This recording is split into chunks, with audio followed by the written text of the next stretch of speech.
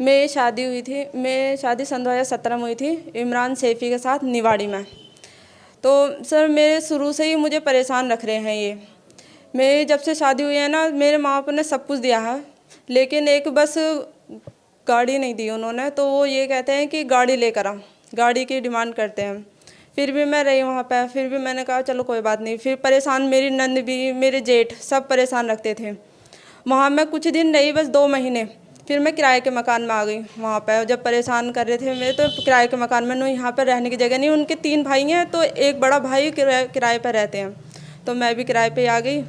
गाड़ी मुझसे एक 2 महीने बाद ही कहना शुरू कर दिया था उन्होंने कि उनकी अम्मी ने भी गाड़ी नहीं लाई है ये, और ये भी कहते थे हाँ गाड़ी नहीं दिया तेरे बाप ने, अपने बाप से क्या गाड़ी देंगे मुझे। फिर मैं घर आई यहाँ पर, मैंने अपने अब्बू से कहा, मैं अब्बू ऐसे ऐसे कह रहे हैं वो। तो फिर मेरे अब्बू कह रहे ठीक है मैं बात करूँगा। तो मैं फिर जब उसके बाद वहाँ गई तो मेरा सामान बिल्कुल नहीं था, सारे सामान ले गए। मेरे जो भी सामान था, दहेज मेरे माँ बापों ने दिया था, सोना चांदी जो भी कुछ था सब गायब हो गया वहाँ से।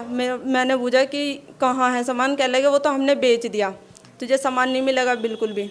मेरे माँ बाप के साथ बदतमीजी की, मार पिटाई करी मेरे साथ में भी, और मुझे भगा दिया। उन्होंने कह दिया कि यहाँ से भग जा। आपने अपने फ्रेंड को फ़ोन किया तो क्या बात हुई? जी, उन्होंने ये कहा कि मैं तुझे तलाक दे रहा हूँ, मैं तुझे 3 तलाक दे दिया। उन्होंने कह दिया कि तू मुझे अच्छी नहीं लगती, मैं तुझे छोड़ रहा हूँ, मैं कहीं और शादी कर लूँगा, चली जाए यहाँ से।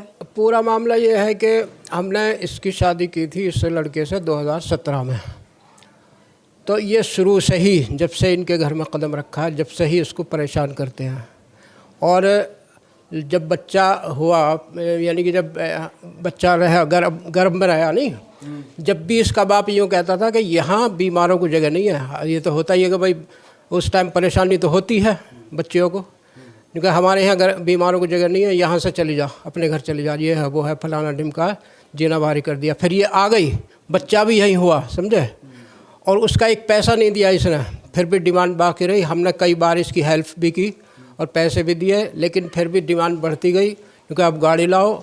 और हमने इसको बहुत समझाया, कई लोगों को इकट्ठा करके बहुत ही ज़्यादा समझाया। सामने कर देता था हाँ हाँ, और फिर ले जाके फिर दिक्कत करता था, खाने को नहीं देता था, कई दिन हो जाते थे भूखी को बेचारी को। अब उसके बाद सामान ले गया उठा के, किराए पे जब रखना था तो सामान उठा के ले गया। और फिर हम जब गए मांगने के लिए कि भाई सामान कहाँ है, सामान बता और लड़की को रख, तो उसने हमें गाली देकर 2 4 10 5 लोगों को इकट्ठा करके हमें भगा दिया वहाँ से, और कह दिया कि भाई हमने तुम्हारी लड़की को 3 तलाक दे दी, हमारे पास तुम्हारा कोई सामान नहीं है, भाग जाओ यहाँ से। अच्छा, आप ये क्या चाहते हैं? आपने एप्लीकेशन दर्ज कराई है? हम ये चाहते हैं कि एक तो ये जो इसने 3 तलाक दिए, इसको सज़ा मिलनी चाहिए, क्योंकि जब हमारी भारत सरकार ने इस पर पाबंदी लगा दी तो कोई ज़रूरी है 3 तलाक देना।